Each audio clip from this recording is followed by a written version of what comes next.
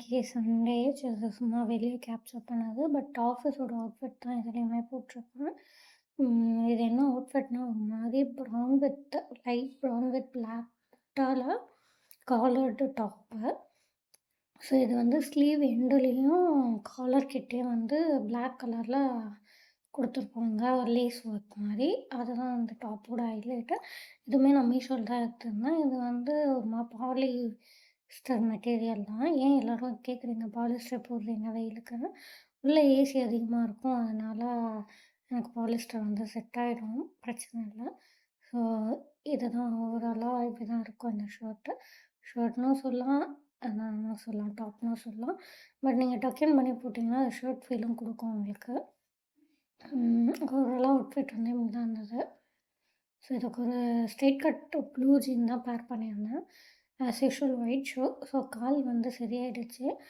ஒரு சில வீடியோஸில் வந்து இன்னும் நான் எடுத்தது எடிட் பண்ணல. அதெல்லாம் வந்து கால் வலினால எடிட் பண்ணாமல் வச்சிருந்தேன். அதெல்லாம் போடுறேன் அப்கமிங்கில். ஸோ இப்படி தான் இருந்தது ஓவராலாக என்னோடய அவுட்ஃபிட்டு. ஸோ இது ஒரு மாதிரி டீசெண்டான லுக்கில் இருக்கும். ஸோ ஓவரால் அவுட்ஃபிட் வந்து இப்படி தான் இருந்தது.